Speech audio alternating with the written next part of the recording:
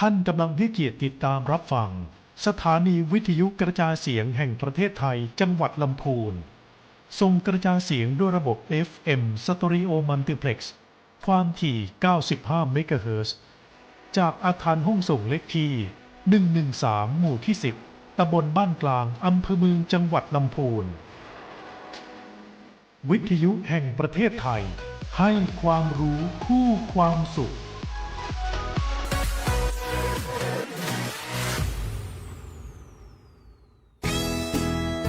ท่านกำลังฟังสวทลำพูน FM 95 เมกะเฮิรตซ์ สำนักประชาสัมพันธ์เขต 3 กรมประชาสัมพันธ์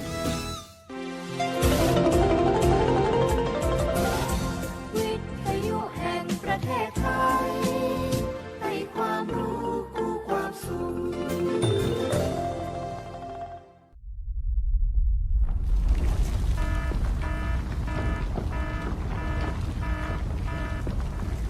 ดูสิ รู้สึกสั่นๆ พ่อปู่กำลังจะประทับร่างแล้ว ว้าย สั่นขนาดนี้เข้าแล้วแน่ๆ สาธุ เข้าอะไรล่ะ แผ่นดินไหว พวกเอ็งมุดลงมาหาที่กำบังใต้โต๊ะนี่เร็ว อย่าเพิ่งวิ่งออกไปข้างนอก ของจะหล่นใส่หัว เอ้าแล้วตอนสั่นแรกๆทำไมท่านยังนั่งนิ่งเหรอครับ ตอนแรกมันสั่นระดับเบา แค่ให้เฝ้าระวัง แต่สั่นแรงขนาดนี้ต้องหมอบป้องเกาะ หาที่หลบกำบังที่แข็งแรง พวกเอ็งต้องรู้จักประเมินสถานการณ์ภัยบ้าง ประเมินภัยเป็นปฏิบัติตัวถูก รับมือได้ทุกวิกฤต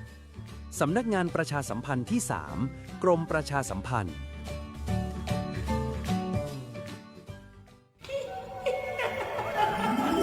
กระจกวิเศษจงบอกข้าเถิดใครงามเลิศในปัทภีก็พระนางน่ะสิ ราชินีผู้เลอโฉม ดูสิ ตั้งแต่ท่านพาชาวประชางดเผาป่าและขยะในครัวเรือน ชาวไร่ชาวนาก็งดเผาตอสั่งข้าว ฟางข้าว หันไปไถกลบทำปุ๋ยหมักแปรรูปเป็นอาหารสัตว์ หรือเอาไปอัดเป็นก้อนแทน อากาศก็ดีไม่มีฝุ่น PM 2.5 คอยกวนใจ หน้าตาท่านก็สดใส ผิวพรรณผุดผ่องเป็นที่สุดพะยะค่ะ ต้องแบบนี้สิ เจ้าพูดถูกใจข้ายิ่งนัก เพราะทุกการเผานั่นคือการสะสมฝุ่น แต่ถ้าทุกคนร่วมใจกันหยุดเผา เราก็จะมีแต่อากาศบริสุทธิ์ไว้หายใจ ห่างไกลมะเร็งปอด สุขภาพก็ดี มันคือที่สุดแล้ว ราชินีจงเป็นอมตะ ราชินีจงเป็นอมตะ ข้าขอบูชาท่านพะยะค่ะ เอ้า ไปเอาทูบมา แต่ไม่ต้องจุดแล้วนะ เดี๋ยวนี้ข้าเปลี่ยนมาใช้ทูบไฟฟ้าแล้ว มันจึ้งมาก ไม่มีฝุ่นเลย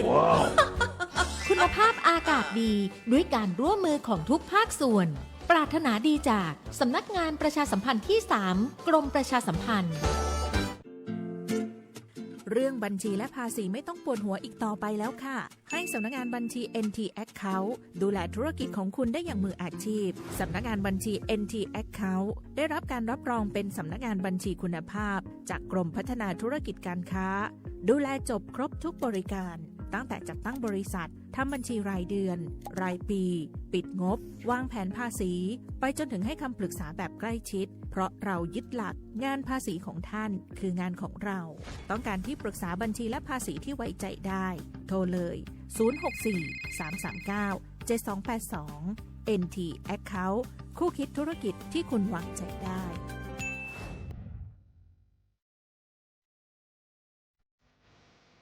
ท่านกำลังรับฟังการส่งกระจายเสียงจากสถานีวิทยุกระจายเสียงแห่งประเทศไทยจังหวัดลำพูน สำนักประชาสัมพันธ์เขต 3 กรมประชาสัมพันธ์ กระจายเสียงในระบบ FM Stereo Multiplex ความถี่ 95 เมกะเฮิรตซ์ จากอาคารเลขที่ 113 หมู่ที่ 10 ตำบลบ้านกลาง อำเภอเมืองจังหวัดลำพูน จากนี้ไปสถานีร่วมกับสำนักงานคณะกรรมการการเลือกตั้งประจำจังหวัดลำพูน เสนอรายการร่วมพัฒนาประชาธิปไตยกับกกต.ลำพูนค่ะ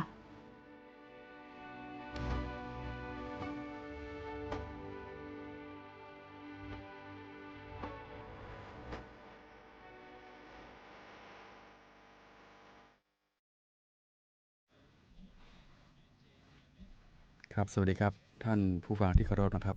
ขณะนี้ท่านอยู่กับรายการร่วมพัฒนาประชาธิปไตยกับกกต.จังหวัดลำพูนนะครับออกอากาศทาง สถานีวิทยุนะครับสวทลำพูน FM 95 เมกะเฮิรตซ์นะครับเป็นประจำทุกวันอังคารนะครับหลังเวลา 8 นาฬิกาหลังเคารพธงชาตินะครับผมวันนี้นะครับกับผมนายปรีดาลาคมีนะครับพนักงานการเลือกตั้งชำนาญการเป็นผู้ดำเนินการนะครับอยู่กับนางสาวรัชนันท์นะครับนายเน่นะครับหัวหน้ากลุ่มงานสืบสวนสอบสวนและพรรคการเมืองครับสวัสดีครับสวัสดีค่ะสวัสดีครับหัวหน้าปอยนะครับผมวันนี้นะครับจะเชิญหัวหน้าปอยนะเดี๋ยวเราจะมาให้ความรู้นะครับเกี่ยวข้องกับการเลือกตั้งแล้วก็การออกเสียงประชามตินะครับก่อนอื่นนะครับก็ขออนุญาตประชาสัมพันธ์ว่านะครับในช่วงนี้นะครับทางสำนักงานกกต.เราก็มีกระบวนการที่เรียกว่าอยู่ในช่วงของการจัดการเลือกตั้งนะฮะสมาชิกสภาผู้แทนราษฎรและการออกเสียงประชามตินะครับหัวหน้าปอยครับนะครับก็คืออย่างที่เราได้ทราบนะครับว่าในวันอาทิตย์ที่8 กุมภาพันธ์ 2569นะครับที่จะถึงนี้นะก็จะเป็นวันเลือกตั้งแล้วก็วันออกเสียงประชามติซึ่งจะเป็นวันเดียวกันนะครับก็ประชาสัมพันธ์ไว้นิดนึงนะครับว่าทางการเลือกตั้งสสเนี่ยครับวันที่1 กุมภาพันธ์เป็นวันเลือกตั้งล่วงหน้านะครับตั้งแต่เวลา 8 นาฬิกาถึง 17 นาฬิกานะครับโดยของจังหวัดลำพูนของเรานะเราจะมีที่เลือกตั้งกลางในเขตเลือกตั้งนะครับของเขตที่1เนี่ยจะอยู่ที่หอประชุมอำเภอเมืองลำพูนนะครับส่วนของเขต2จะอยู่ที่อาคารร่มตะแบกโรงเรียนธีรการบ้านโฮ่งนะครับแล้วก็อีกที่หนึ่งก็คือที่เลือกตั้งกลางนะครับนอกเขตเลือกตั้งนะฮะก็เขต1ก็จะอยู่ที่หอประชุมอบจ.ลำพูนนะครับเขต2ก็จะอยู่ที่หอประชุมของธีรการบ้านโฮ่งครับในส่วนของการเลือกตั้งล่วงหน้านะครับส่วนการเลือกตั้งจริงก็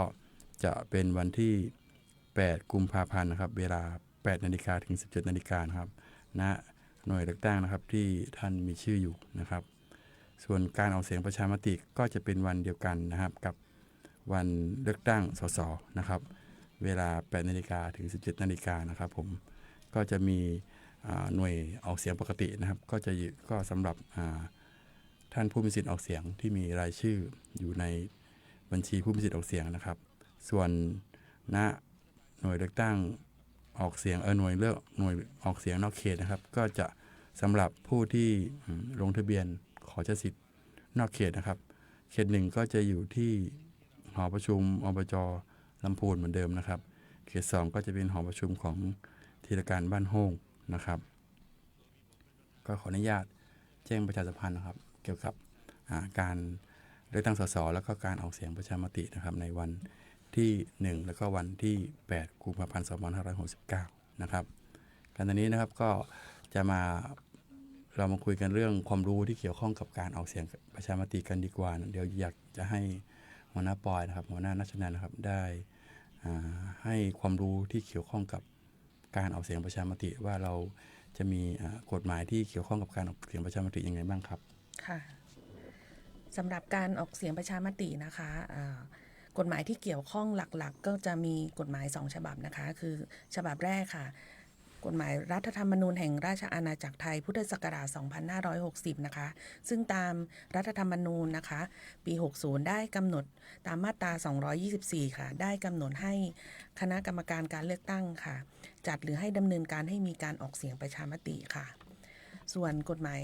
ฉบับต่อไปนะคะที่เกี่ยวข้องก็คือพระราชบัญญัติว่าด้วยการออกเสียงประชามติพุทธศักราช 2564 และที่แก้ไขเพิ่มเติมนะคะก็คือฉบับที่2พุทธศักราช 2568 ค่ะในส่วนของการพูดคุยเกี่ยวกับการลงคะแนนออกเสียงประชามติในครั้งนี้นะคะจะกล่าวถึงอำนาจหน้าที่ตามกฎหมายของคณะกรรมการการเลือกตั้งค่ะตามพระราชบัญญัติว่าด้วยการออกเสียงประชามตินะคะว่าสำนักงานคณะกรรมการการเลือกตั้งและคณะกรรมการการเลือกตั้งมีอำนาจหน้าที่ในการดำเนินการจัดการเลือกออกเสียงจัดการออกเสียงประชามตินะคะอย่างไรบ้างก็จะสรุปเป็นเรื่องสั้นๆหัวข้อสั้นๆให้ผู้รับฟังผู้รับชมนะคะได้เข้าใจง่ายๆนะคะเนื่องจาก ถ้าพูดเป็นภาษากฎหมายเนี่ยอาจจะเข้าใจยากนิดนึงนะคะ วันนี้ก็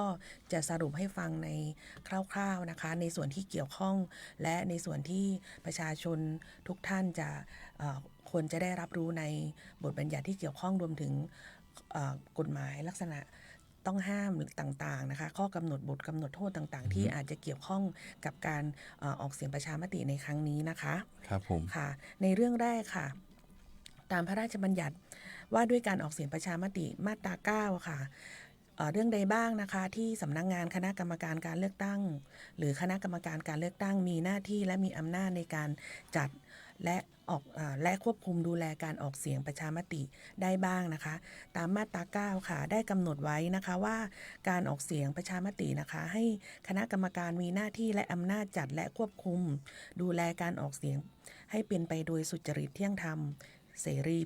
เสมอภาคและชอบด้วยกฎหมายนะคะการออกเสียงตามมาตรานี้นะคะที่กกต.มีอำนาจนั้นก็ได้มีอยู่ด้วยกัน5เรื่องนะคะเรื่องที่1ค่ะเป็นการออกเสียงเกี่ยวกับการแก้ไขเพิ่มเติมรัฐธรรมนูญตามที่มีบทบัญญัติกำหนดไว้ในรัฐธรรมนูญนะคะซึ่งการออกเสียงประชามติครั้งนี้เป็นการออกเสียงที่เกี่ยวกับการแก้ไขเพิ่มเติมรัฐธรรมนูญนะคะซึ่งก็มีหัวข้อ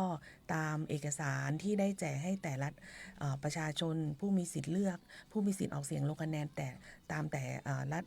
ทะเบียนครัวเรือนไปแล้วนะคะซึ่งหัวข้อ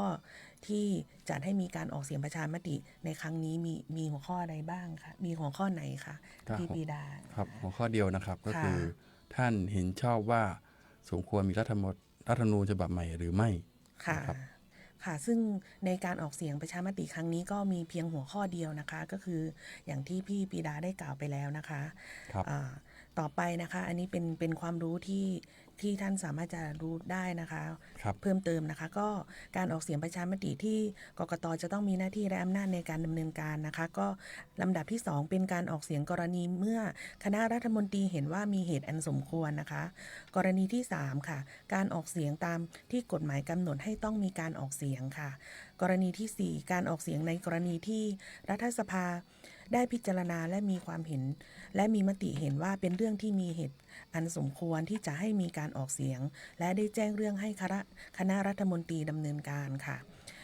ลำดับสุดท้ายนะคะการออกเสียงกรณีประชาชนเข้าชื่อเสนอต่อคณะรัฐมนตรีเพื่อให้ความเห็นชอบในการออกเสียงตามหลักเกณฑ์และวิธีการที่คณะกรรมการกำหนดนะคะซึ่งมีในการออกเสียงนะคะที่มีเงื่อนไขนิดนึงนะคะก็คือการออกเสียงในเรื่องที่มีผลกระทบต่อสิทธิเสรีภาพของประชาชนตามที่รัฐธรรมนูญได้รับรองไว้จะกระทำมิได้นะคะเรื่องไหนที่มีผลกระทบต่อสิทธิและเสรีภาพของประชาชนในเรื่องนี้จะกระทำมิได้นะคะส่วนการออกเสียงประชามตินะคะเริ่มตั้งแต่เมื่อไหร่นะคะเริ่มตั้งแต่นายกรัฐมนตรีประกาศในราชกิจจานุเบกษาให้มีการออกเสียงตามวันที่กำหนดตามที่ได้หารือร่วมกับกกต.นะคะซึ่งในการออกเสียงครั้งนี้ได้ออกเสียงพร้อมกันกับการเลือกสสแบบแบ่งเขตและแบบบัญชีรายชื่อทั่วประเทศนะคะก็คือในวันที่เท่าไหร่นะคะพี่ปีดาวันที่8กุมภาพันธ์2569นะครับก็คือจำง่ายๆเป็นวันเดียวกันนะคะบัตรเลือกตั้งก็จะมี3บัตรนะคะในส่วนของบัตรออกเสียงประชามติก็จะเป็นสีเหลืองนะคะค่ะวิธีการลงคะแนนนะคะตามกฎหมายได้กำหนดไว้ในพระราชบัญญัติว่าโดยการออกเสียงประชามติตามมาตรา12นะคะซึ่งมาตรา12การออกเสียงให้ใช้วิธีลงคะแนนออกเสียงโดยตรงและลับนะคะไม่ว่าจะเป็นด้วยวิธีการดังนี้นะคะใช้บัตรออกเสียงลงคะแนนออกเสียงทางไปรษณีย์ออกเสียงโดยเครื่องลงคะแนนออกเสียงอิเล็กทรอนิกส์หรือทางระบบเทคโนโลยีสารสนเทศหรือโดยวิธีอื่นซึ่งในการออกเสียงครั้งนี้ค่ะได้ใช้วิธีเดียวเท่านั้นนะคะก็คือใช้บัตรออกเสียงนะคะเราจะไม่มีวิธีอื่นๆตามที่กฎหมายได้กำหนดไว้ซึ่งในส่วนตรงนี้ในอนาคตข้างหน้าถ้าหากมีความพร้อมในเรื่องการใช้เทคโนโลยีออกเสียงนี่ก็อาจจะมีในการออกเสียงประชามตินะคะในส่วนของการใช้เทคโนโลยีได้นะคะค่ะต่อไปค่ะการออกเสียงประชามติเรื่องที่ออกเสียงจะยุติได้ยังไงนะคะก็กฎหมายได้มีหลักไว้นะคะว่าตามพรบมาตรา13ค่ะว่าการออกเสียงที่จะถือว่ามีข้อยุติในเรื่องที่จัดทำประชามติ ต้องมีผู้มาใช้สิทธิ์ออกเสียงเป็นจำนวนกึ่งหนึ่งของผู้มีสิทธิ์ออกเสียงและมีจำนวนเสียงเกินกึ่งหนึ่งของผู้มาใช้สิทธิ์ออกเสียงพูดง่ายๆก็คือเรื่องนี้การออกเสียงนี้จะมีผลตามกฎหมายนะคะว่าจะเห็นสมควรแก้หรือไม่แก้รัฐธรรมนูญฉบับนี้หรือไม่นะคะในหลักเบื้องต้นก็คือผู้ใช้สิทธิ์ออกเสียงนะคะจะต้องมาใช้สิทธิ์ออกเสียงจำนวนเป็นจำนวนกึ่งหนึ่งนะคะของผู้มีสิทธิ์ออกเสียงนะคะและมีจำนวนเสียงเกินกึ่งหนึ่งของผู้มาใช้สิทธิ์คือคะแนนต้องเกินจำนวนสมมุติว่าผู้มีสิทธิ์ออกเสียงอยู่50 ล้านคนจะครึ่งหนึ่งก็คือ25 ล้านก็คือจะต้องออกมาใช้สิทธิ์เกินกว่า25 ล้านใช่ค่ะก็แล้วเงื่อนไขต่อแล้วที่ว่าจำนวนเสียงเกินกึ่งหนึ่งของผู้มาใช้สิทธิ์ออกเสียงค่ะก็คือต้องมีคะแนนเสียงตรงนี้นะคะก็คือของครึ่งหนึ่งของ25 ล้านที่พูดเลยเมื่อกี้ค่ะก็เลยต้องมีการประชาสัมพันธ์ให้ผู้มีสิทธิ์ออกเสียงลงคะแนนออกเสียงประชามตินะคะมาใช้สิทธิ์ในการออกเสียงกันเยอะๆนะคะค่ะต่อไปนะคะในเรื่องของการจัดในอำนาจของกกต.ในเรื่องจัดให้มีเกี่ยวกับการออกเสียงนะคะต่อไปก็มีอำนาจหน้าที่ในการให้ข้อมูลและการจัดให้มีการแสดงความคิดเห็นนะคะก็คือหลักง่ายๆก็คือการออกเสียงครั้งนี้กกต.นะคะกรณีที่เป็นการเกี่ยวกับการแก้ไขเพิ่มเติมรัฐธรรมนูญกกต.มีหน้าที่เผยแพร่ร่างรัฐธรรมนูญนะคะและสาระสำคัญของร่างรัฐธรรมนูญนะคะอันนี้จะเป็นอำนาจหน้าที่ของกกต.นะคะแต่เมื่อได้กำหนดวันออกเสียงแล้วให้กกต.เผยแพร่กระบวนการ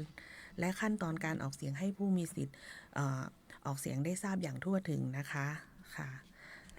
ต่อไปค่ะในเรื่องเขตการออกเสียงนะคะก็คือการออกเสียงให้ใช้เขตจังหวัดเป็นเขตออกเสียงนะคะค่ะเรื่องต่อไปนะคะเป็นเรื่องสำคัญนะคะที่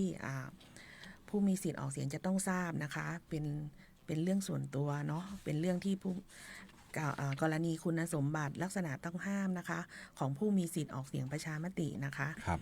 ในส่วนของตรงนี้คุณสมบัติบุคคลที่มีคุณสมบัติดังต่อไปนี้นะคะเป็นผู้มีสิทธิ์ออกเสียงและมีหน้าที่นะคะไปใช้สิทธิ์ออกเสียงอย่างอิสระนะคะก็คือ 1. ต้องเป็นบุคคลที่มีสัญชาติไทยค่ะแต่กรณีเป็นบุคคลผู้มีสัญชาติไทยโดยการแปลงสัญชาติต้องได้สัญชาติไทยมาแล้วไม่น้อยกว่า5 ปีค่ะ 2. นะคะมีอายุไม่ต่ำกว่า18 ปีในวันออกเสียงนะคะ 3. ค่ะมีชื่ออยู่ในทะเบียนบ้านในเขตออกเสียงมาแล้วเป็นเวลาไม่น้อยกว่า90 วันนะคะนับถึงวันออกเสียงค่ะอันนี้จะเป็นคุณสมบัติเบื้องต้นนะคะต่อไปลักษณะต้องห้ามนะคะบุคคลผู้มีลักษณะต้องห้ามดังต่อไปนี้ในวันออกเสียงเป็นบุคคลต้องห้ามมิให้ใช้สิทธิ์ออกเสียงค่ะลำดับที่1นะคะเป็นผู้ภิกษุสามเณรนักพรตนักบวชค่ะลำดับที่2อยู่ในระหว่างถูกเพิกถอนสิทธิเลือกตั้งไม่ว่าคดีนั้นจะถึงที่สุดแล้วหรือไม่นะคะลำดับที่3ค่ะต้องคุมขังอยู่โดยหมายของศาลหรือโดยคำสั่งที่ชอบด้วยกฎหมายค่ะและลำดับที่4ค่ะเป็นบุคคลวิกลจริตหรือจิตฟั่นเฟือนไม่สมประกอบนะคะในส่วนตรงนี้เป็นคุณสมบัติและลักษณะต้องห้ามค่ะแล้วมีกรณีถ้าหากผู้มีสิทธิ์ออกเสียงไม่ไปใช้สิทธิ์ออกเสียงนะคะจะมีผลอย่างไรบ้างนะคะตามมาตรา24ค่ะผู้มีสิทธิ์ออกเสียงผู้ใดไม่ไปใช้สิทธิ์ออกเสียงลงออกเสียงและนะคะมิได้แจ้งเหตุที่ไม่อาจไปใช้สิทธิ์ออกเสียงผู้นั้นถูกจำกัดสิทธิ์ดังนี้นะคะ 1. ถูกจำกัดสิทธิ์ในเรื่องสมัครรับเลือกตั้งเป็นสมาชิกสภาผู้แทนราษฎรหรือสมาชิกสภาท้องถิ่นหรือผู้บริหารท้องถิ่นหรือสมัครรับเลือกเป็นสมาชิกวุฒิสภาไม่ได้นะคะลำดับที่2ค่ะสมัครรับเลือกเป็นกำนันและผู้ใหญ่บ้านตามกฎหมายว่าด้วยลักษณะปกครองท้องที่ค่ะลำดับที่3เข้าชื่อเสนอต่อคณะรัฐมนตรีตามมาตรา9 วงเล็บ 5นะคะลำดับที่4ค่ะดำรงตำแหน่งข้าราชการการเมืองตามกฎหมายว่าด้วยระเบียบข้าราชการการเมืองและข้าราชการรัฐสภาฝ่ายการเมืองตามกฎหมายว่าด้วยระเบียบข้าราชการรัฐสภาค่ะและลำดับสุดท้ายนะคะดำรงตำแหน่งรองผู้บริหารท้องถิ่นเลขานุการผู้บริหารท้องถิ่นผู้ช่วย เลขานุการผู้บริหารท้องถิ่นประธานที่ปรึกษานะคะผู้บริหารท้องถิ่นที่ปรึกษาผู้บริหารท้องถิ่นหรือคณะที่ปรึกษาผู้บริหารท้องถิ่นตามกฎหมายว่าด้วยการจัดตั้งองค์กรปกครองส่วนท้องถิ่นนะคะในส่วนของตรงนี้จะถูกจำกัดสิทธิ์นะคะถ้าหากผู้มีสิทธิ์ออกเสียงนะคะไม่ไปใช้สิทธิ์และไม่ได้แจ้งเหตุนะคะที่ไม่อาจไปใช้สิทธิ์ออกเสียงเนี่ยก็จะถูกจำกัดสิทธิ์ดังนี้นะคะการจำกัดสิทธิ์ตามกรณีดังกล่าวนะคะให้มีกำหนดเวลาครั้งละ2 ปีนับแต่วันออกเสียงครั้งที่ผู้มีสิทธิ์ออกเสียงไม่ไปใช้สิทธิ์ออกเสียงและหากในการออกเสียงครั้งต่อไปผู้นั้นไม่ไปใช้สิทธิ์ออกเสียงอีกให้นับเวลานะคะการจำกัดสิทธิ์ครั้งหลังนี้โดยนับจากวันที่มิได้ไปใช้สิทธิ์ออกเสียงครั้งใหม่นะคะหากกำหนดเวลาจำกัดสิทธิ์ครั้งไหนนะคะครั้งก่อนยังเหลืออยู่เท่าใดก็ให้กำหนดเวลาจำกัดสิทธิ์นั้นสิ้นสุดลงนะคะก็ลักษณะการถูกจำกัดสิทธิ์ก็จะเหมือนสสนะคะระยะเวลาก็คือจำง่ายๆถ้าไม่ไปใช้สิทธิ์ทั้งสสและออกเสียงนะคะก็จะถูกจำกัดสิทธิ์ระยะเวลาเท่ากันค่ะนี่ค่ะใช่ค่ะ2 ปีนะคะค่ะกรณีนี้นะคะระยะเวลาการออกเสียงนะคะการไปใช้สิทธิ์ออกเสียงถ้าท่านได้ไปใช้สิทธิ์ออกเสียงท่านต้องทำอย่างไรบ้างนะคะในเรื่องก็สั้นๆง่ายๆนะคะการออกเสียงออกเสียงนะคะประชามตินะคะให้ไปสถานที่ออกเสียงนะคะที่กำหนดก็คือง่ายๆก็คือครั้งนี้ที่เดียวกันกับสสนะคะท่านมีสิทธิ์ที่ไหนก็ไปที่นั่นนะคะให้ในการใช้สิทธิ์ออกเสียงก็ขั้นตอนเหมือนสสนั่นแหละค่ะแต่ให้ผู้มีสิทธิ์ลงเครื่องออกเสียงนะคะทำเครื่องหมายกากบาทในช่องทำเครื่องหมายแสดงความคิดเห็นในกรณีที่ไม่ประสงค์จะแสดงความคิดเห็นให้ทำเครื่องหมายกากบาทในช่องทำเครื่องหมายไม่แสดงความคิดเห็นนะคะค่ะก็คือเหมือนกันนะคะก็คือจะมีบัตรนะคะบัตรของออกเสียงบัตรสีเหลืองจะเป็นบัตรสีเหลืองนะคะแล้วก็จะมีหัวข้อประเด็นคำถามนะคะว่าท่านเห็นชอบว่าสมควรมีรัฐธรรมนูญฉบับใหม่หรือไม่นะคะก็จะมีในช่องให้การเห็นชอบนะคะมีอยู่3ช่องนะคะก็จะมี3ช่องนะครับใช่ค่ะมีให้การเห็นชอบนะคะและมีในช่องไม่เห็นชอบนะคะและในช่องสุดท้ายถ้าไม่ประสงค์จะแสดงความคิดเห็นก็ให้การในช่องไม่แสดงความคิดเห็นค่ะก็การทำเครื่องหมายก็จะมีอยู่3ช่องตรงนี้นะคะค่ะกรณีนี้นะคะผู้มีสิทธิ์ออกเสียงลงคะแนนเสียงได้เพียงแห่งเดียวนะคะแต่สามารถออกเสียงนอกเขตจังหวัดที่ตนมีชื่ออยู่ในทะเบียนบ้านหรือมีชื่อในทะเบียนบ้านน้อยกว่า90 วันนับถึงวันออกเสียงได้นะคะและผู้มีสิทธิ์ออกเสียงซึ่งมีถิ่นที่อยู่นอกราชอาณาจักรจะขอลงทะเบียนเพื่อใช้สิทธิ์ออกเสียงณประเทศที่ตนมีถิ่นที่อยู่ก็ได้ค่ะก็คือง่ายๆก็คือสามารถออกเสียงนอกเขตจังหวัดได้นะคะแล้วก็ออกเสียงนอกราชอาณาจักรได้นะคะแต่กรณีนี้จะต่างนิดนึงก็คือจะออกเสียงในล่วงหน้าไม่ได้เหมือนสสนะคะค่ะใน2 กรณีดังกล่าวอย่างที่คุณนายพูดมาอย่างที่คุณนายปอยพูดมาก็คือเราจะต้องลงทะเบียนก่อนค่ะซึ่งครั้งนี้ก็เลยเวลามานานแล้วนะครับตอนช่วงของการออกเสียงเราจะมีช่วงเวลาก็คือวันที่3ถึงวันที่5 มกราคมก็จะเป็นการของการลงทะเบียนการใช้สิทธิ์ออกเสียงนอกเขตนะครับซึ่งอันนี้ก็เลยเวลาดังกล่าวมาแล้วนะครับค่ะก็คือระยะเวลาการออกเสียงก็เหมือนสสนะคะท่านสามารถไปใช้สิทธิ์ออกเสียงนะคะประชามติได้ตั้งแต่เวลา 8 นาฬิกาถึงเวลา 17 นาฬิกานะคะของวันออกเสียงค่ะส่วนการประกาศผลออกเสียงนะคะเมื่อพ้นระยะเวลาการคัดค้านนะคะการคัดค้านแล้วให้คณะกรรมการการเลือกตั้งนะคะประกาศผลการออกเสียงและจำนวนผู้มาใช้สิทธิ์ออกเสียงในราชกิจจานุเบกษาและรายงานให้นายกรัฐมนตรีและประธานรัฐสภาทราบโดยเร็วนะคะซึ่งเดี๋ยวหัวข้อต่อไปก็จะพูดเกี่ยวกับเรื่องคัดค้านกันจะทำประชามตินะคะก็จะมีผลต่อเรื่องการประกาศผลออกเสียงนะคะเรื่องกำหนดระยะเวลานะคะในการประกาศผลนะคะโอเคครับผมเดี๋ยวเราพักนะฮะสักเบรกพัก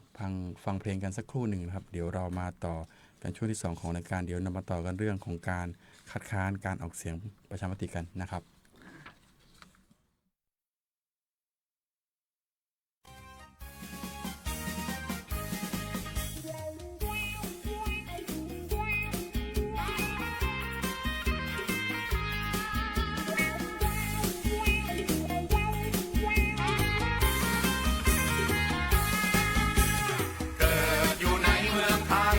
จะอยู่ภาคไหนก็ไทยด้วยกันเหนือใต้ออกตกอีสานก็คนไทยด้วยกันทั้งนั้นรวมกันสร้างรัฐประชาธิปไตย วันอาทิตย์ที่ 8 กุมภาพันธ์ 2569 อย่าลืมออกไปใจซิดเลือกตั้งสมาชิกสภาผู้แทนราษฎรและออกเสียงประชามติตั้งแต่เวลา 8 โมงเจ้าถึง 5 โมงแหลงพกบัตรประชาชนหรือหลักฐานการแสดงตนแบบดิจิทัลบนแอปพลิเคชันไทยดีไปใจซิดเลือกตั้งกันตัวเนอร์ฮับบัตรเลือกตั้งสส2 ใบกากบาทใบละ 1 หมายเลขบัตรแบบแบ่งเขตสีเขียวเลือกคนตีหักบัตรแบบบัญชีรายชื่อสีชมพูเลือกพรรคที่ชอบและใบที่ 3บัตรออกเสียงประชามติสีเหลืองทองเพื่อตอบคำถามว่าท่านเห็นชอบว่าสมควรมีรัฐธรรมนูญฉบับใหม่หรือไม่ถ้าเห็นด้วยกากบาทในจ่องเห็นชอบบ่เห็นด้วยกากบาทในช่องไม่เห็นชอบหรือหากบ่อยากแสดงความเห็นกากบาทในช่องไม่แสดงความคิดเห็นอย่าลืมถ้าพบเห็นการทุจริตการเลือกตั้งขจายถึงรีบแจ้งเบาะแสผ่านทางแอปพลิเคชันตาสับปะรดหรือสายด่วนเลือกตั้ง1444ตามขั้นตอนที่กกต.กำหนดกกต.มีรางวัลสนับสนุนสำหรับผู้แจ้งเบาะแสที่เป็นประโยชน์ต่อการสืบสวนตั้งแต่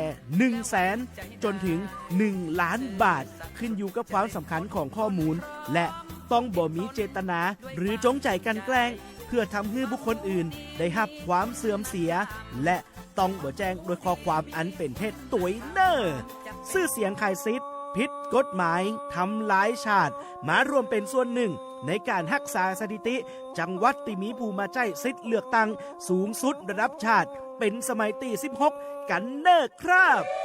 ด้วยความปรารถนาดีจากสำนักงานคณะกรรมการการเลือกตั้งประจำจังหวัดละปูน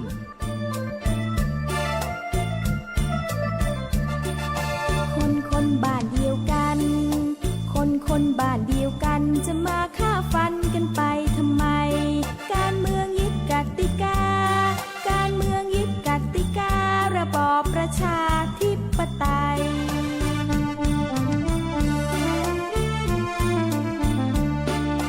คนบ้านเดียวกันเนาะคนบ้านเดียวกันเนาะจะมาทะเลาะกันเพราะอะไรเลือกตั้งหวังความเจริญเลือกตั้งหวังความเจริญวิถีทางเดินประชาธิปไตย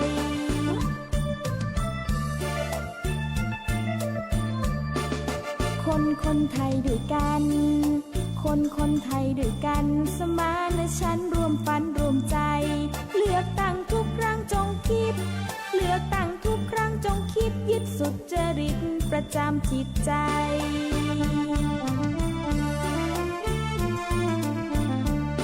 คนไทยน้ำใจไมตรีคนไทยน้ำใจไมตรีเราเป็นน้องพี่ดีกันใช่ไหมเลือกตั้งฟังผลแล้วนะเลือกตั้งฟังผลแล้วนะเราจงหันหน้ามาให้อภัย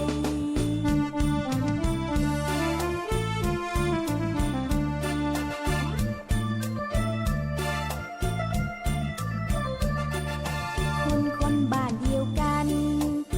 คนบ้านเดียวกันจะมาฆ่าฟันกันไปทำไมการเมืองยึดกติกาการเมืองยึดกติการะบอบประชาธิปไตย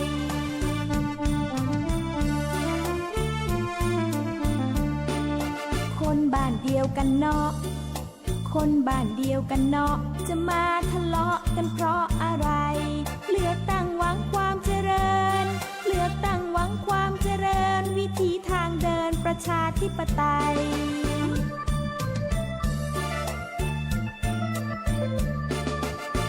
คนไทยด้วยกันคนไทยด้วยกันสมานฉันท์รวมฝันรวมใจเลือกตั้งทุกครั้งจงคิดเลือกตั้งทุกครั้งจงคิดยึดสุจริตประจำจิตใจ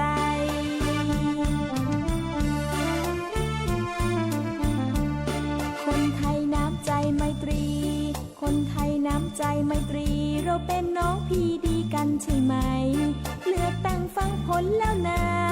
เลือกตั้งฟังผ ลแล้วนะเราจงหันหน้ามาให้อภัย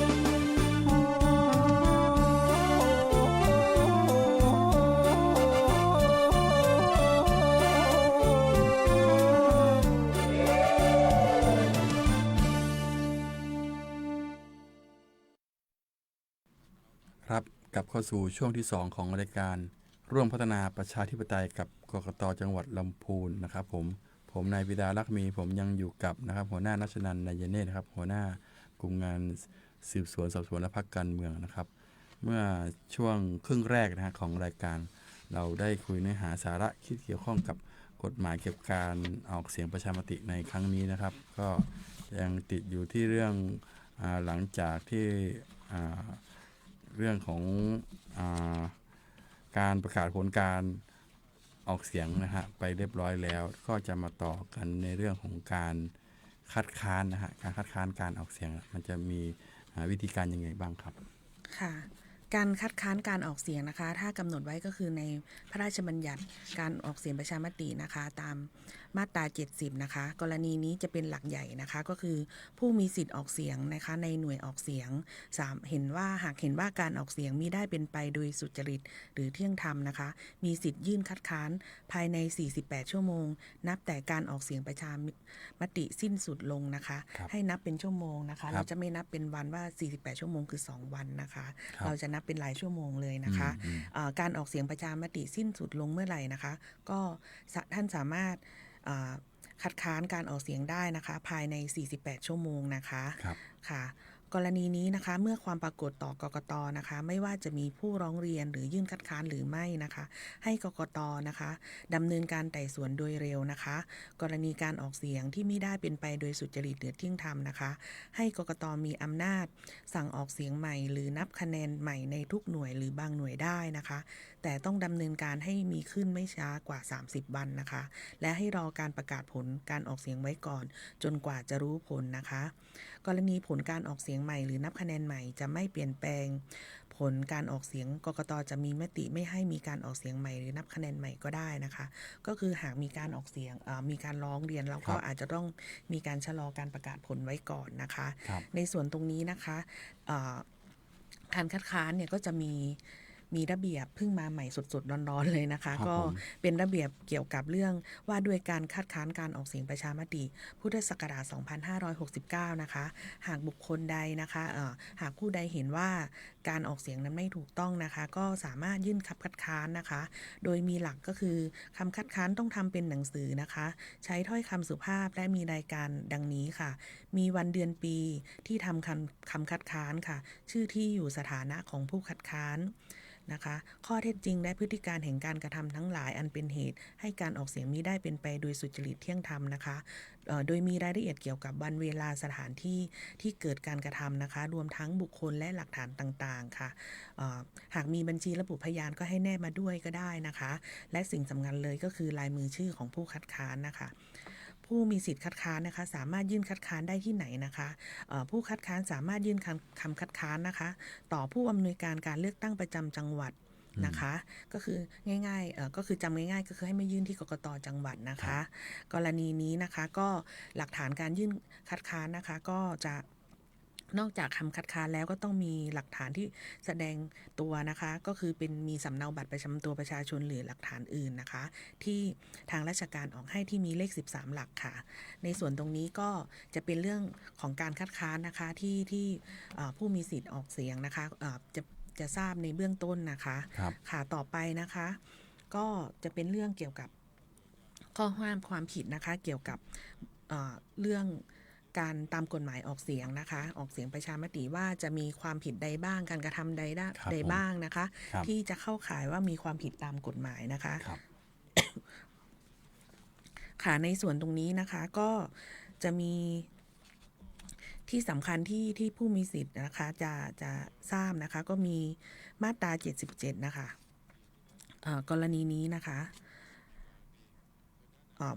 ขออภัยค่ะไม่ใช่มาตรา77นะคะจะมีหลักจะพูดเป็นเรื่องเลยให้เข้าใจง่ายนะคะก็จะมีเรื่องหนึ่งนะคะห้ามผู้ใดกระทำการดังต่อไปนี้นะคะ1คือขัดขวางเพื่อให้การออกเสียงไม่เป็นไปโดยความเรียบร้อยค่ะ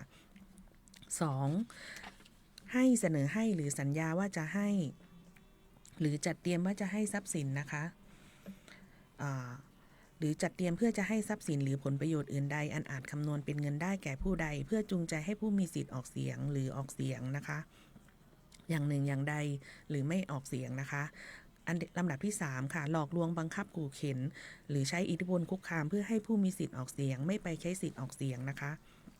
หรือออกเสียงอย่างใดอย่างหนึ่งหรือไม่ออกเสียงหรือเพื่อให้สำคัญผิดในวันเวลาที่ออกเสียงหรือวิธีการออกเสียงค่ะ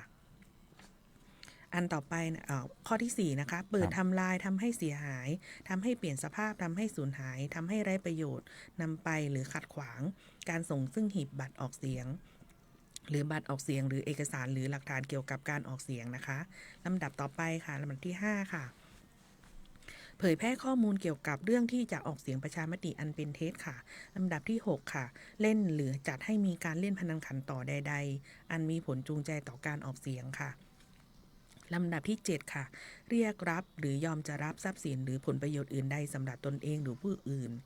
เพื่อจะไม่ไปใช้สิทธิ์ออกเสียงหรือออกเสียงอย่างหนึ่งอย่างใดหรือไม่ออกเสียงนะคะ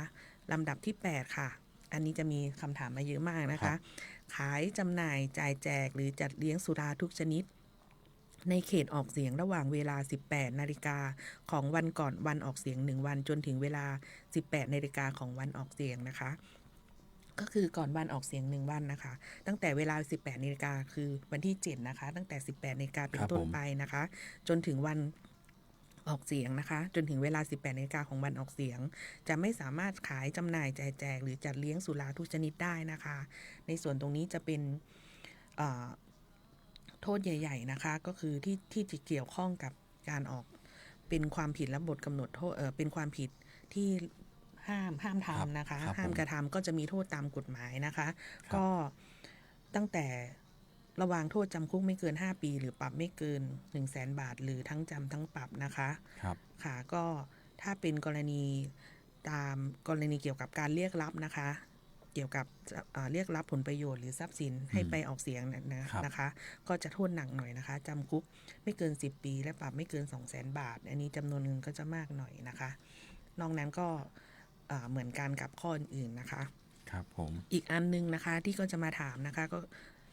ก็จะเป็นเรื่องของการตามมาตรา80ค่ะห้ามผู้ใดรณรงค์ให้ผู้มีสิทธิ์ออกเสียงลงคะแนนออกเสียงอย่างใดอย่างหนึ่งหรือไม่มาใช้สิทธิ์ออกเสียงตั้งแต่เวลา 18 นาฬิกาของวันออกเสียง1วันจนสิ้นสุดวันออกเสียง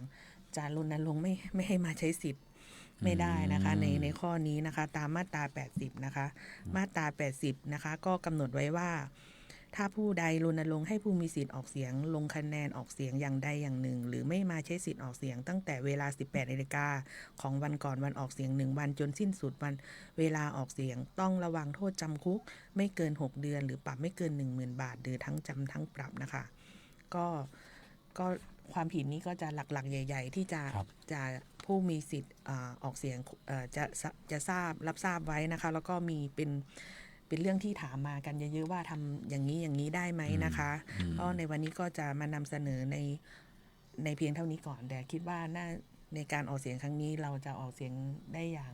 ราบรื่นนะคะไม่มีเหตุตามที่กล่าวมานะคะแล้วก็สำนักงานก็ไม่อยากให้มีการร้องเรียนในเรื่องแบบนี้เกิดขึ้นนะคะก็เลยมาสร้างความรู้ความเข้าใจว่ามีกฎหมายอย่างนี้ก่อนนะคะค่ะก็ค่ะในส่วนของการออกเสียงประชามติวันนี้ก็เป็นความรู้เบื้องต้นนะคะที่ผู้มีสิทธิ์ออกเสียงทุกคนจะได้รับทราบไว้นะคะแล้วมีอีกเรื่องนึงที่จะฝากประชาสัมพันธ์นะคะตามกฎหมายนะคะก็คือก่อนที่จะมีการออกเสียงนะคะทางคณะกรรมการการเลือกตั้งนะคะได้มีประกาศนะคะฉบับหนึ่งที่ได้กำหนดขึ้นมานะคะว่าให้ผู้มีสิทธิ์ออกเสียงในพื้นที่นะคะสามารถร่วมแสดงความคิดเห็นในเรื่องที่จะต้องทำประชามตินี้ได้นะคะการดำเนินการในส่วนของตรงนี้จะเป็นการดำเนินการตามประกาศคณะกรรมการการเลือกตั้งเรื่องหลักเกณฑ์และวิธีการจัดให้มีการแสดงความคิดเห็นในเรื่องที่ต้องจัดทำประชามติพุทธศักราช 2568 นะคะซึ่งในระหว่างนี้ค่ะสำนักงานคณะกรรมการการเลือกตั้งประจำจังหวัดลำพูนนะคะได้จัดทำเอกสารประชาสัมพันธ์นะคะทั้งทางออนไลน์แล้วก็ทางเป็นเอกสารแจกให้กับ ผู้มีสิทธิ์ออกเสียงได้รับทราบนะคะ เป็นการเชิญชวนนะคะชาวลำพูนที่เป็นผู้มีสิทธิ์ออกเสียงนะคะ ร่วมเวทีแสดงความคิดเห็นในเรื่องที่ต้องทำประชามตินะคะ ก็คือเรื่องว่าที่บอกว่าท่านเห็นชอบว่าสมควรมีรัฐธรรมนูญฉบับใหม่นี้หรือไม่นะคะ คือพูดง่ายๆก็คือทางสำนักงานกกต.จังหวัดลำพูนจะจัดเวทีนะคะให้ผู้มีสิทธิ์ออกเสียงมาร่วมแสดงความคิดเห็นได้นะคะว่าท่านจะเห็นชอบไม่เห็นชอบหรือมีความเห็นเป็นอย่างอื่นเกี่ยวกับเรื่องที่ในประเด็นที่ให้มีให้ประชามติในครั้งนี้นะคะก็ถ้าหากผู้สนใจนะคะสามารถลงทะเบียนร่วมเวทีแสดงความคิดเห็นได้ในตั้งแต่วันที่20ถึง29มกราคม2569นะคะสามารถยื่นแบบฟอร์ม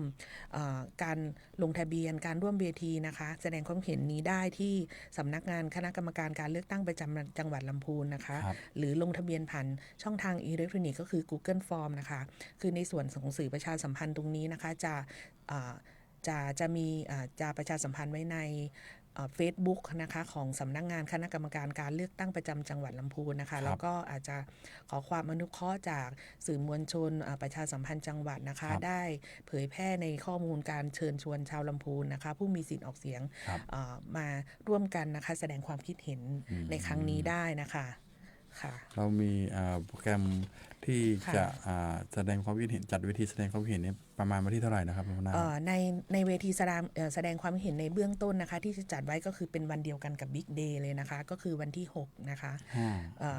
วัน Big Day วันที่5ขออภัยค่ะหลัง Big Day นะคะวันที่6นะคะคืออันนี้ก็คือกฎหมายกำหนดแนวทางของสำนักงานเนี่ยค่ะกำหนดไว้ว่าไม่เกินวันที่6กุมภานะคะค่ะเราก็เลยต้องวันเวลานี่เดี๋ยวเราจะแจ้งอีกครั้งหนึ่งนะคะเนื่องจากว่าต้องมีขั้นตอนการลงทะเบียนนะคะหากไม่มีผู้มาลงทะเบียนนะคะหรือผู้ลงทะเบียนมีความเห็นทางเดียวกันก็จะไม่สามารถจัดเวทีในการแสดงความคิดเห็นครั้งนี้ได้นะคะในเบื้องต้นก็จะประชาสัมพันธ์ให้ลงทะเบียนก่อนนะคะแล้วก็หากมีการจัดให้มีการแสดงความคิดเห็นนะคะมีคนให้ความสนใจนะคะก็จะแจ้งวันเวลาแล้วก็เวทีแสดงความคิดเห็นสถานที่อีกครั้งหนึ่งค่ะครับผู้ที่สนใจลงทะเบียนก็สามารถติดตามทาง Facebook นะครับทางสำนักงานกกต.จังหวัดลำพูนได้หรือแม้แต่ทางเว็บไซต์ของสำนักงานกกต.ลำพูนรวมถึงประชาสัมพันธ์ผ่านช่องทางต่างๆในสื่อมวลชนของจังหวัดลำพูนของเรานะครับในเรื่องของการจัดเวทีแสดงความคิดเห็นที่เกี่ยวข้องกับการออกเสียงประชามติใช่ค่ะนะครับผมครับต่อไปนะครับก็ต่อไปก็ขออนุญาตประชาสัมพันธ์ในเรื่องเพิ่มเติมนะฮะพูดถึงในการเลือกตั้งสสแล้วก็ในกระบวนการออกเสียงประชามติในครั้งนี้นะครับก็อาจจะอธิบายนะฮะ10 ขั้นตอนนะในการใช้สิทธิ์เลือกตั้งสสและการออกเสียงประชามติในวันเดียวกันก็คือวันที่8กุมภาพันธ์2569นะครับก็จะมีทั้งสิ้นอยู่10 ขั้นตอนด้วยกันนะครับก็คือในวันเลือกตั้งสสและวันออกเสียงประชามติท่านจะได้รับบัตร3 ใบนะฮะจำไม่ง่ายบัตร3 ใบนะครับบัตรสีเขียวจะเป็นเลือกตั้งสสแบบแบ่งเขตนะฮะสีชมพูก็จะเป็นแบบบัญชีรายชื่อบัตรสีเหลืองก็จะเป็นการบัตรเป็นวันออกเสียงประชามตินะครับขั้นตอนแรกนะครับท่านที่เข้าไปในหน่วยเลือกตั้งหรือหน่วยออกเสียงนะครับก็จะเป็นอยู่หน่วยอยู่ในที่เดียวกันนะครับเนาะขั้นตอนแรกก็คือจะเป็นการตรวจสอบรายชื่อผู้มีสิทธิ์นะฮะไม่ว่าจะเป็นรายชื่อผู้มีตรวจสอบรายชื่อผู้มีสิทธิ์ของออกเสียงเลือกตั้งก่อนนะครับก็จะมีบัญชีอยู่2 ชุดด้วยกันนะฮะบัญชีแรกก็คือบัญชีผู้มีสิทธิ์เลือกตั้งสสแล้วก็บัญชีรายชื่อของผู้มีสิทธิ์ออกเสียงประชามตินะครับติดไว้ที่บริเวณป้ายที่เลือกตั้งนะครับก็จะมีเจ้าหน้าที่คอยอำนวยความสะดวกแล้วก็ช่วยตรวจสอบรวมถึงแจ้งลำดับที่ให้ท่านทราบนะครับขั้นตอนที่2ก็จะเป็นการเตรียมตัวก่อนเข้าคูหานะฮะเราก็จะต้องจำลำดับที่ของตนเองนะครับจดจำหมายเลขผู้สมัครสสแบบแบ่งเขตจดจำหมายเลขพรรคการเมืองที่ท่านจะต้องเลือกนะครับแล้วก็เตรียมหลักฐานการแสดงตนเข้าไปนะครับที่หัวหน้าปอยได้กล่าวไว้นะครับก็คืออย่างเช่นบัตรประชาชนนะฮะบัตรหรือหลักฐานอื่นใดของราชการหรือหน่วยงานของรัฐนะฮะที่มีรูปถ่ายแล้วก็หมายเลขบัตรประจำตัวประชาชน13 หลักนะฮะรวมถึงแสดงตนผ่านแอปพลิเคชันต่างๆของรัฐไม่ว่าจะเป็นไทยดีนะครับ DLT QR License รวมถึงแอปพลิเคชันของบัตรของคนพิการก็ได้นะครับ ขั้นตอนที่3นะครับเราจะต้องแสดงตนเข้าไปใช้สิทธิเลือกตั้งสสก่อนนะครับก็จะต้องยื่นหลักฐานการแสดงตนแล้วก็บอกลำดับที่ให้กับกปน.นะฮะรวมถึงการลงลายมือชื่อหรือพิมพ์ลายมือชื่อในบัญชีรายชื่อของผู้มีสิทธิเลือกตั้งสสนะครับขั้นตอนที่4นะครับก็รับบัตรเลือกตั้งนะฮะ2 ใบนะฮะก็จะเป็นบัตรเลือกตั้งแบบสสแบบบังเขตแล้วก็บัตรเลือกตั้งสสแบบบัญชีรายชื่อนะครับแล้วก็ลงลายมือชื่อในต้นขั้วบัตรเลือกตั้งนะฮะในตอนนี้เราก็รับบัตรประชาชนของเราคืนนะครับขั้นตอนที่5ก็จะเป็นการเข้าคูหานะฮะในการเลือกตั้งสสก่อนนะฮะเราก็จะเข้าคูหาแล้วก็ทำเครื่องหมายกากบาทนะในช่องให้ทำเครื่องหมายกากบาทของบัตรทั้ง2 ใบนะฮะโดยบัตรเลือกตั้งสสแบบแบ่งเขตเนี่ยก็จะ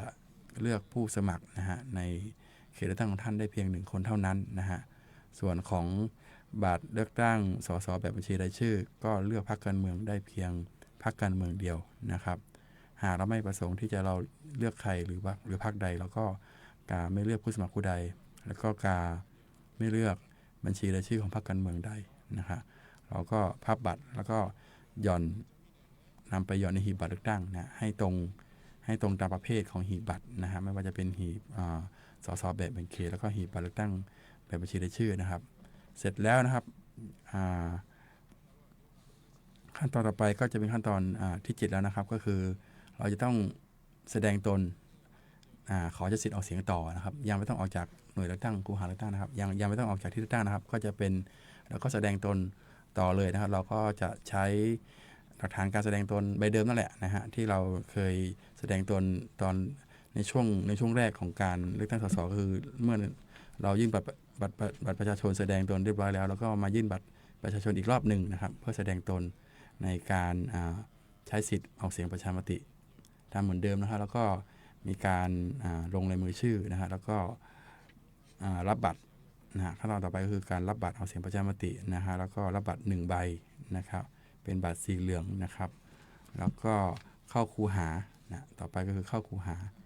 อีกคูหาหนึ่งนะคูหาถัดไปนะครับทำเครื่องหมายกากบาทนะได้เพียงช่องเดียวก็คือเห็นชอบหรือไม่เห็นชอบ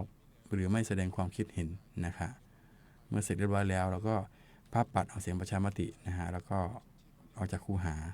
ขั้นตอนสุดท้ายก็คือหย่อน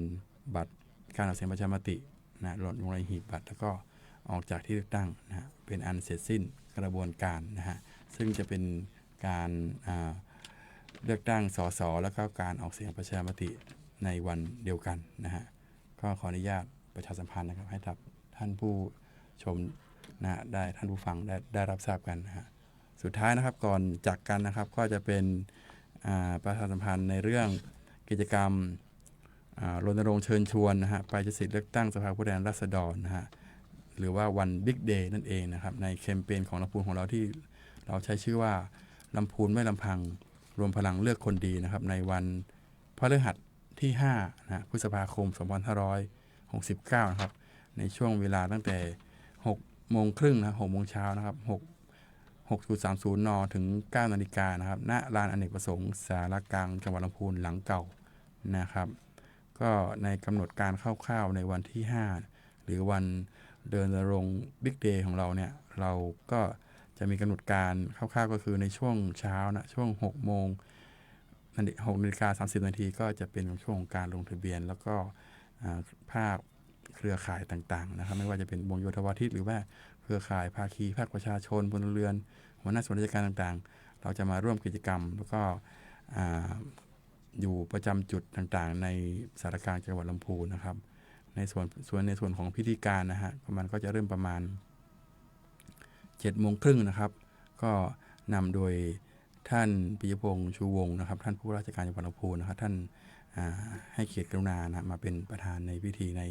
ครั้งนี้นะครับผมก็จะมีการแสดงไม่ว่าจะเป็นอาจจะเป็นการแสดงภาคพื้นเมืองหรือว่าอาจจะเป็นการแสดงเต้นcover danceนะฮะในการประกอบเพลงรณรงค์การไปใช้สิทธิเลือกตั้งสสนะครับแล้วก็ในช่วงของการ8 นาฬิกาก็จะเป็นให้ผู้เข้าร่วมกิจกรรมนั้นเข้าแถวเคารพธงชาตินะครับผมแล้วก็เข้าแถวแสดงความ